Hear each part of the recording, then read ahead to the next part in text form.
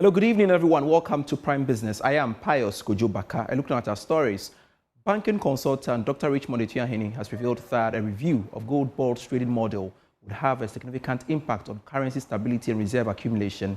His comment follows a call by the governor of the Bank of Ghana, Dr. Johnson Esiama, appealing to the finance minister to consider a sustainable financing structure for gold bonds trading model. Speaking to Joy Business, Dr. Etuahini stated that the move would help Ghana settle most of its debt. I also want to commend the governor.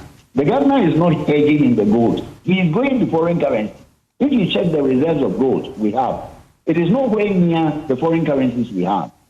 So it is a strategy where you get the gold, you go into the market, sell, and come and put your balance. It means that once we are in the gold phase, we're going to have, I'm sure by all things being equal, if the geopolitics go on as it's going on, gold, as I'm told, for bullion market, it's going to go to $5,000 per ounce by, I think, half of this year.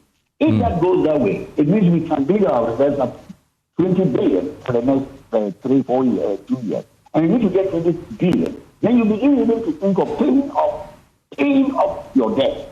Because the debt is becoming a debt overhang, especially with the euros and the other things. So if the more we can accumulate the reserve in terms of selling the gold and getting the foreign currency, the more we can go and pay some of our debt so that we come out of this debt checking or debt overhang that we have over the years.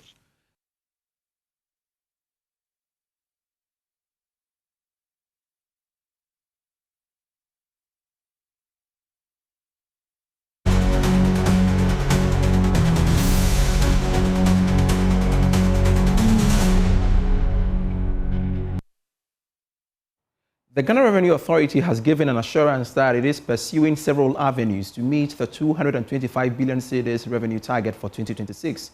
The assurance comes on the back of concerns that the recent COVID-19 abolishment and the current taxing reforms, which have reduced the effective VAT rate from 21.9% to 20%, could result in a shortfall in this year's annual revenue. But speaking to journalists after appearing before the Public Accounts Committee of Parliament, the Commissioner General of the Ghana Revenue Authority, Anthony Sapong, said GRA is on course of meeting the 225 billion cedis revenue target for this year. Let me say that the annual target that has been announced by the minister in the 2026 budget is 225 billion. And we at GRA, this is our core mandate. So we are poised to make sure that right from the beginning of this year, we are working effectively to ensure that we deliver on this revenue mobilization, because we believe that the revenue mobilization is the lifeblood of our national development, and without which the vision of the president will not be achieved. So you would achieve. Poised to achieve this revenue and to ensure that not achieving it, but also ensure that we are even able to exceed it in a manner that allows the ministry and the government to deliver on the mandates that they have presented to Parliament for development of the nation.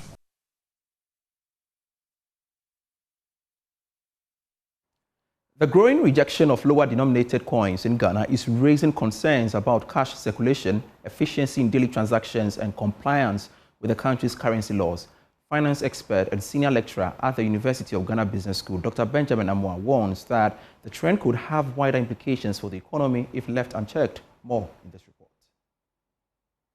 Traders across markets say the 10 and 20 pesos coins slowed down transactions and no longer match today's price levels, making them inconvenient for both buyers and sellers. Responding to these concerns, finance expert and senior lecturer at the University of Ghana Business School, Dr. Benjamin Amoah, says rising prices and faster-paced trading environment are pushing many businesses away from small coins. There's what we call a deadweight loss in using the 10 and 20 pesos coins. It takes so much time, and at the end of the day, the efforts that you are going to put into counting the 10 pesos and 20 pesos to arrive at a value, considering how much you need from that counting, be it the buyer or the seller, is not worth the effort that the sellers and traders are putting in. Over time, price level have increased, and so the unit of account that you need to transact to match a price level has also increased. Years ago, the 10 and 20 pesos could be used to buy goods and services. Now you want to ask yourself, what particular good or service do we have in the economy that one can use a 10 and 20 pesos for? Beyond convenience, the rejection of coins also raises legal and monetary concerns. He adds that the Bank of Ghana has not withdrawn the pesos, meaning refusal to accept them violate currency laws and affect revenue generated from minting coins. Central bank must be concerned, and it is legitimate in the sense that, one, the central bank has not outlawed the usage of 10 and 20 pesos. It is still a legal tender. So that is one. Anybody who refuses to accept it as a means of payment is flouting the Currency Act. So that is one. Two, the refusal to accept this 10 pesos and 20 pesos coin is depriving the Central Bank or Bank of Ghana what we call sanorage. Sanorage is the profit that the central bank earns when they print or mint the coins. Dr. Benjamin Amos says public education, improved coin handling infrastructure, and possible higher value coins could help restore confidence in Ghana's smaller denominations and protect the integrity of the cash system. Talking about the cash system, businesses are turning down mobile money payments from consumers as cases of mobile fraud continue to rise across the country. Speaking to Joy Business, some business owners say growing concerns over fraud coupled with mobile money charges are discouraging them from accepting mobile payments, raising questions about trust, cost, and the future of digital transactions in Ghana. More in this report. As mobile money remains the backbone of daily transaction for millions of Ghanaian businesses and customers, rising fraud cases are forcing some businesses to turn to cash. This is raising some questions about safety, trust, and the future of digital payment. For some businesses, this is not a matter of convenience, but a matter of protection for their businesses. Someone might, or a customer might send money to your number, and then at the end of the day, they'll call an agent or a customer service to make a reversal for them. Someone came to purchase food, you came to buy food. So the person sent money, that was 30 cedis for the food. And the person left. The person made a complaint to MTN about wrong transaction. The person made the complaint. They sent me a message. They said, yellow valid customer. The transfer of amount of 31 cedis from so-and-so number has been reheld and is pending reversal within 15 days. Thank you. They didn't call me, I didn't receive a call from them, but that was just the message I got from them.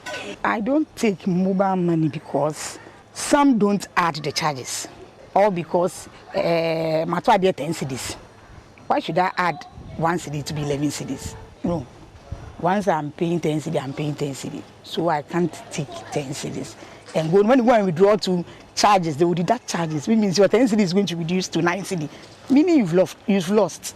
So I don't take Momo. Some people, they do fraud us, and some too don't add charges to the money, so it's really difficult for us to take Momo. While businesses are trying to protect themselves, customers say this decision comes at a cost.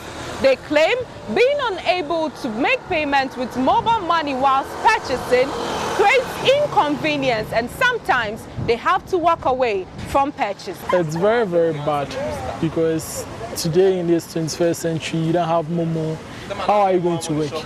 I think you have to have this Momo account so that at least when we come to buy things, we can be able to pay with Momo. To address these concerns, mobile network operators have assured customers that measures are being put in place to strengthen the combat against fraud. We've been running mobile money for the past 16 years. Okay, and today the assurance that the businesses will have is the fact that your money is safe on your wallet. The system is safe, foolproof. That is the assurance that we can give to each and every individual that no matter what you do, we can assure you that your money cannot move without you disclosing your PIN or you moving money out of your wallet yourself to somebody. As mobile network operators acknowledge concerns raised over charges, they say steps are being taken to review the issue. Businesses have also been advised to adopt precautionary measures to protect themselves from falling victim to mobile money fraud. Please adhere to the 3 golden rules that we keep on telling you. 1, do not disclose your PIN.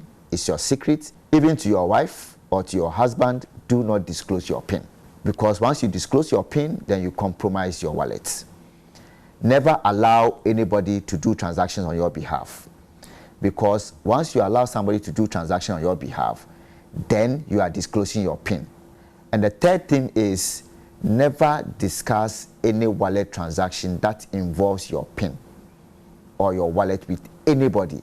Please do not discuss your wallet with them.